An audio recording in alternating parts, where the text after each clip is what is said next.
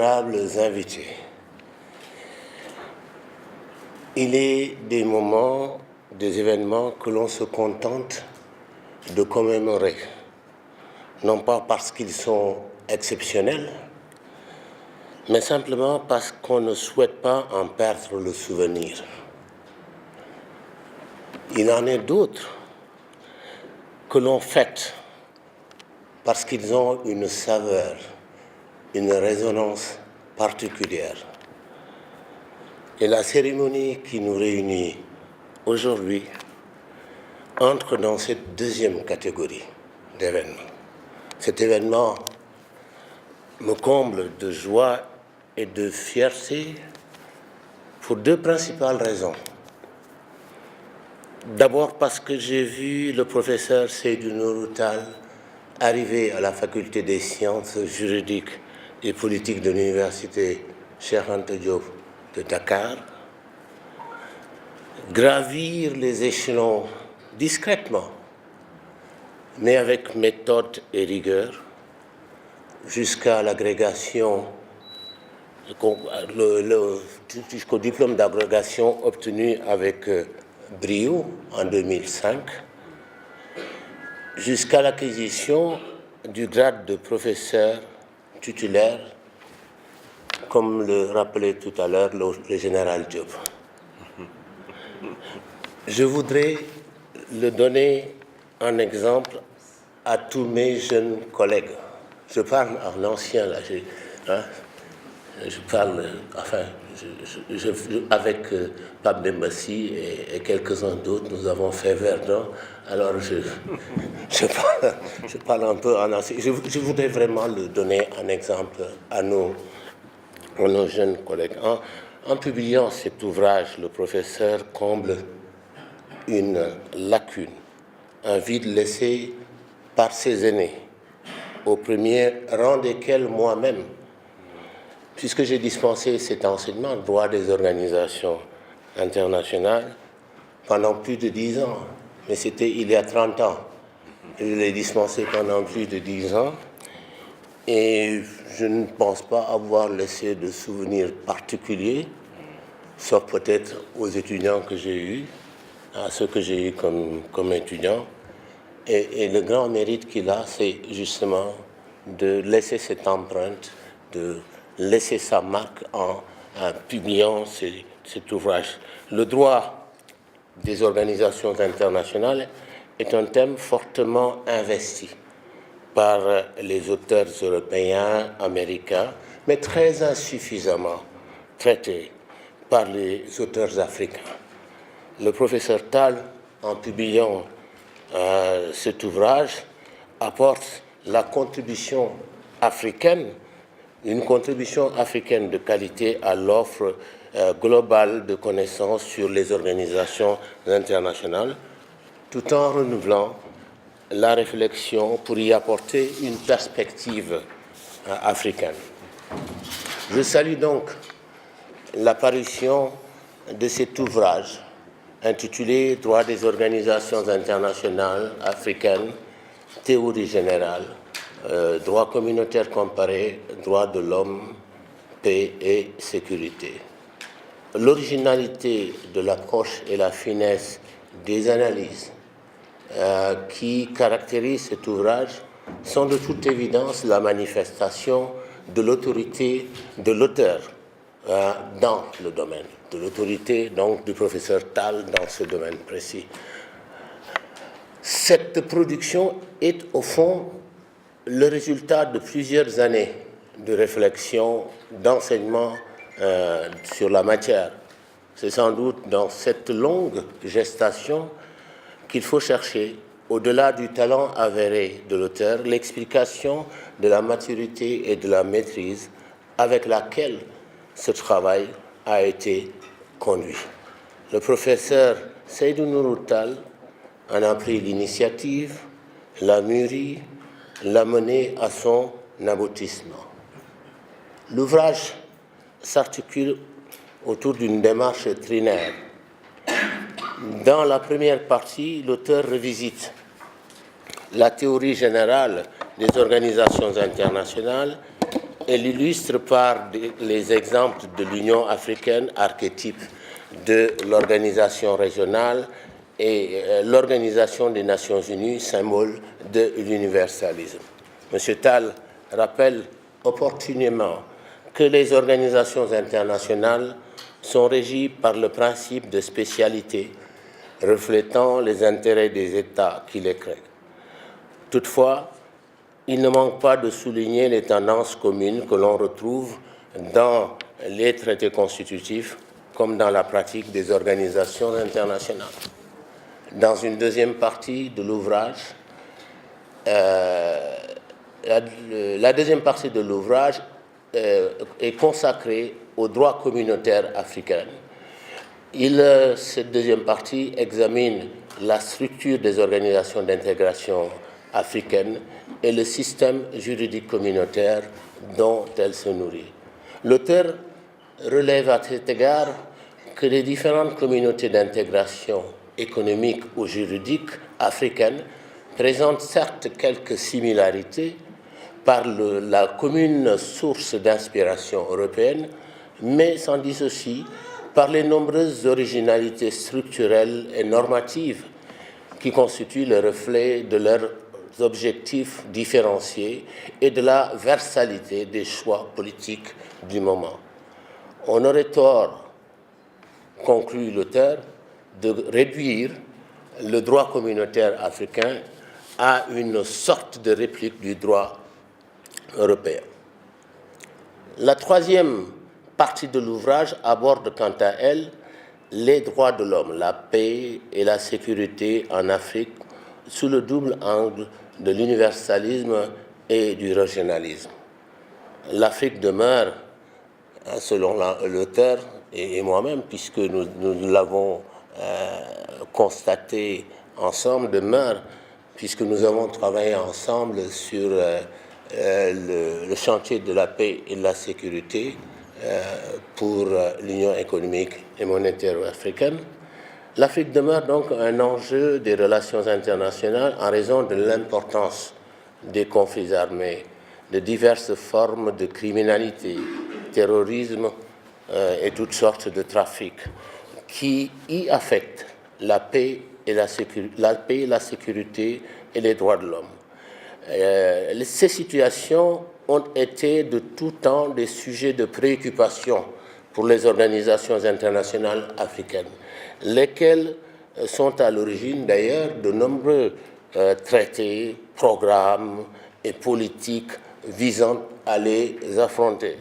Les États africains ne sont pas en reste et qui ont souscrit, les États africains qui ont souscrit sur le plan continental et sur le plan universel de nombreux engagements dans le domaine des droits de l'homme. Cet ouvrage est une remarquable contribution à la compréhension du phénomène des organisations internationales. Il offre aux chercheurs, étudiants et praticiens une analyse actualisée du droit des organisations internationales africaines en particulier. Je vous invite donc à le découvrir, à le feuilleter et à vous en imprégner. Je vous remercie de votre attention. Professeur Boubacar Gueye, je voulais dire juste deux mots. L'essentiel de ce que j'avais à dire a été pris en compte, mais je voulais dire de Seydou Nourou Tall deux mots, c'est-à-dire de l'auteur en tant que tel.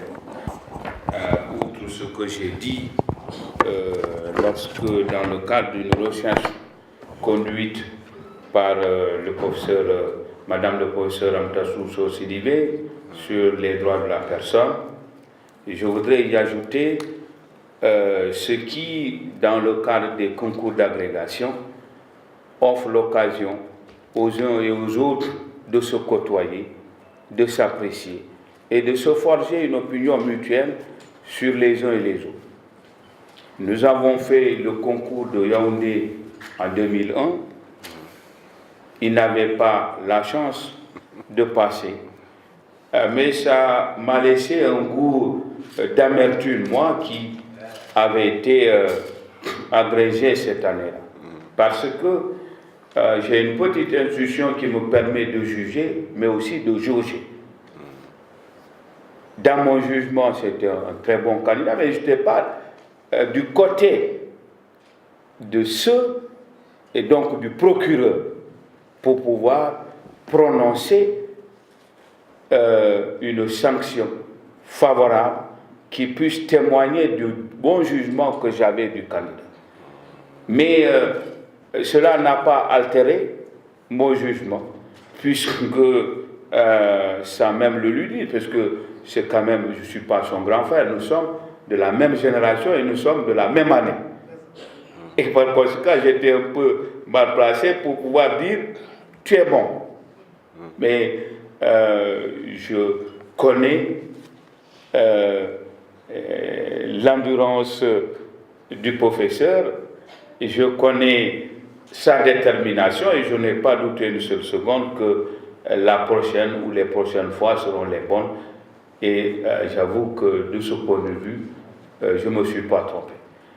Et nous avons cheminé, mais notre chemin converge toujours vers un but, servir la communauté.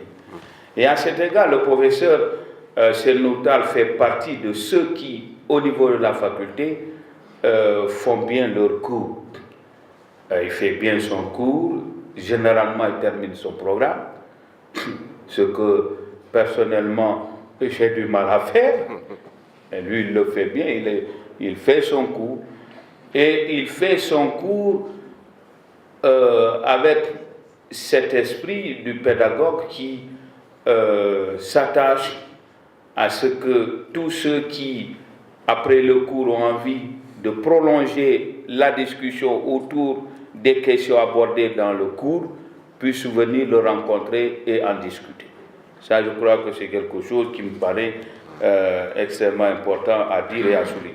Et ce n'est pas par hasard qu'il nous offre pratiquement le fruit de ses réflexions, de ses analyses, le fruit de ses recherches, ce que le professeur Babacar Gueye n'a pas manqué de rappeler, parce qu'il aborde un thème, celui du caractère polymorphe de la société internationale, qui est connu des spécialistes, avec cette fois-ci un regard quelque peu original, parce que la plupart des ouvrages qu'on a sur le sujet le sont le professeur Babacar Gueye, des spécialistes américains, nord-américains et européens en particulier, mais avec ce souci qu'il a de pouvoir également y apporter une touche africaine, en essayant d'orienter sa réflexion autour des organisations régionales,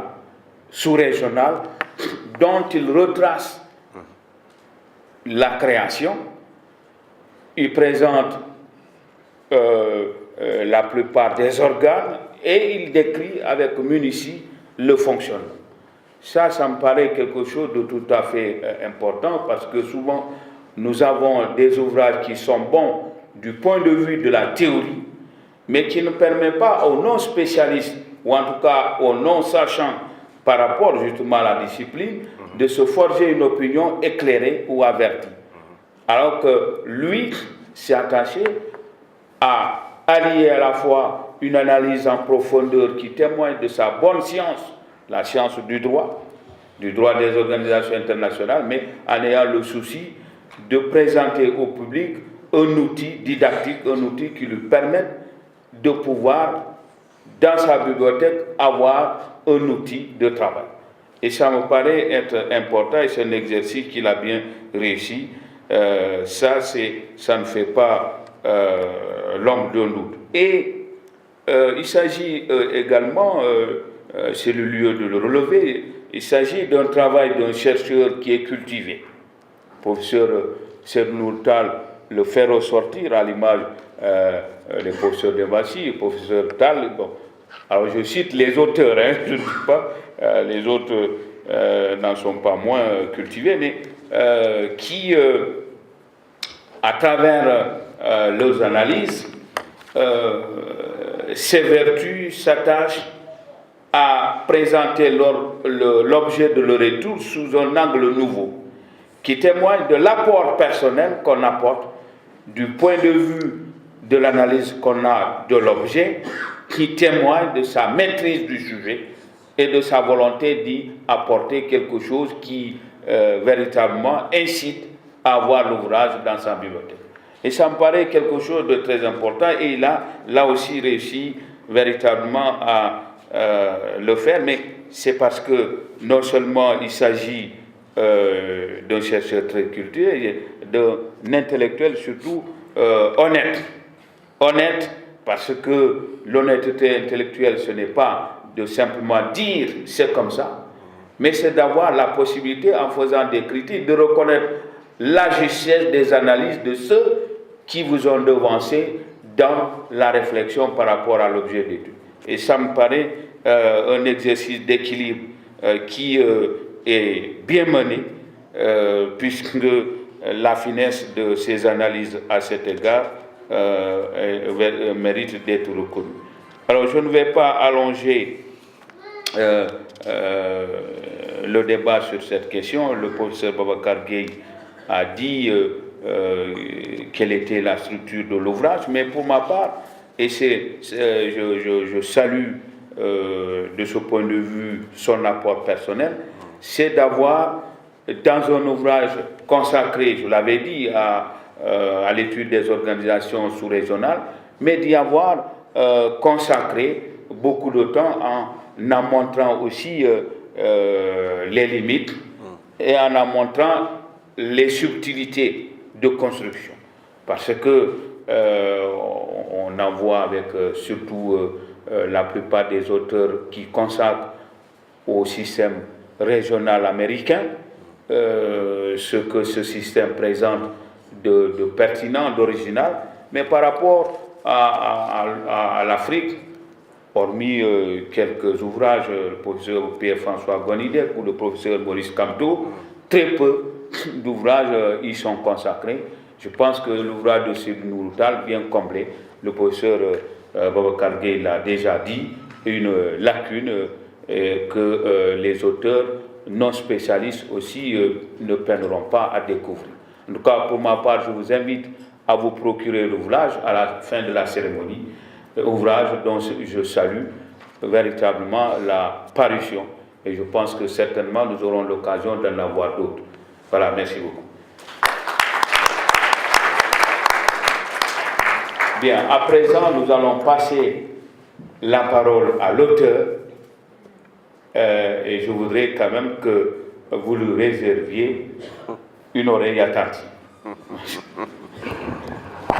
Merci, doyen.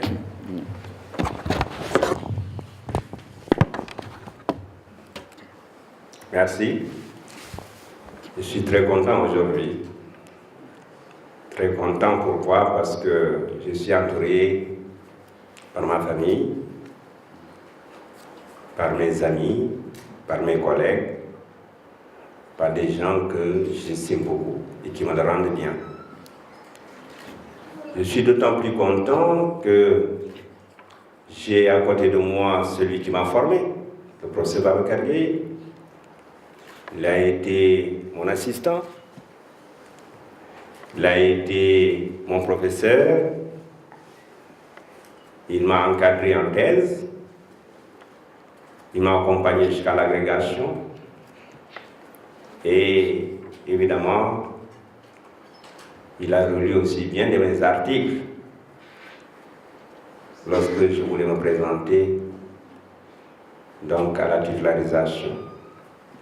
Donc je suis toujours fier d'être auprès du professeur Babacar Gueye qui allie à la fois sagesse, expérience et surtout compétence.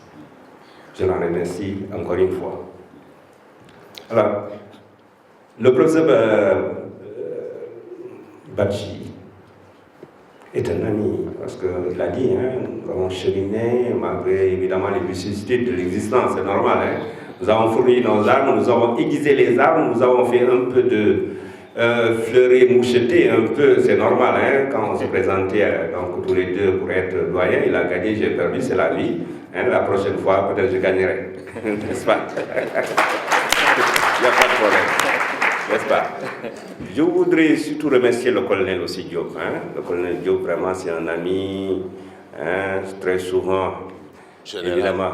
Bon, maintenant il est général. Nous le faisons général entre guillemets jusqu'à la sortie de la salle. Hein, où il reprendra son titre. Voilà, merci. Alors, vous le savez, hein, derrière chaque homme, il y a une dame. Hein. Je voudrais surtout demander à ma femme de se lever. Je le remercie vraiment de sa patience, de sa modestie. Sans elle, je ne pourrais jamais écrire ce livre-là, puisque, encore une fois, c'est des temps toujours distraits de la vie d'un couple, et je le remercie beaucoup de sa patience. Merci. Je voudrais remercier les collègues qui sont là, au premier rang, bien sûr, le professeur Dembassi, qui m'a beaucoup formé. Sans lui, je n'aurais jamais eu l'agrégation, il le sait bien. Il nous a tellement pris en aparté dans son bureau pour nous donner des conseils. Et je me rappelle toujours, quand il nous a reçus pour la première fois, moi, Abdoulaye Gueye et Mohamed Fall, quand on a été recrutés en 1994, il nous a dit des conseils que nous gardons toujours à l'esprit. Professeur, encore une fois, merci. Sans vous, nous ne serons jamais là. Vous le savez bien. Merci.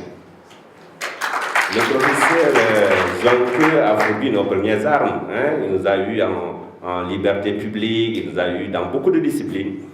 Et c'est toujours pour nous, évidemment, un grand frère, un homme qui nous a formés et que nous respectons beaucoup par sa sagesse. Merci, professeur. Merci. Alors, mon compagnon de Bordeaux, mon compagnon de Bamako, mon compagnon de Bordeaux, hein, Ismaël Madiar Fall. Hein, encore une fois, nous sommes toujours contents de te voir, toujours contents de t'écouter, de t'entendre, parce que quelquefois aussi, c'est la voix de la faculté que tu amènes partout. Hein, et pour ça aussi, nous sommes fiers de toi. Voilà, merci encore une fois, chers collègues. Alors, Madame Guin, elle est dans la salle, c'est elle qui a saisi le document, il faut qu'elle se lève, qu'on la remercie aussi. Madame Guin, nous sommes très contents de toi. Pour la saisie du document et de tout ce qu'il a fait donc, pour cet ouvrage. Encore une fois, merci. Voilà, je voudrais donc vous remercier chacun et tous. C'est vrai que c'est un moment d'émotion où on n'a pas grand-chose à dire. Je n'ai pas à revenir sur l'ouvrage. C'est le fruit évidemment d'expérience, c'est le fruit d'enseignement. Nous enseignons un peu partout, comme vous le savez tous, en Afrique de l'Ouest. Il n'y a que la Guinée-Bissau, nous ne l'enseignons pas parce qu'on ne comprend pas, on traite mot au portugais. Alors donc, ce qui fait que le doyen Badji est très fatigué, souvent d'écrire des autorisations d'absence pour moi, tellement on me sollicite dans la sous-région. Mais il le fait toujours en se disant, mais de toute façon, eh bien, il va enseigner en Afrique, il va amener simplement donc, le savoir en Afrique, ce qui va nous revenir. Voilà, je vous remercie chacun et tous. Eh bien, merci doyen, je n'ai pas grand-chose à ajouter. Merci. Minha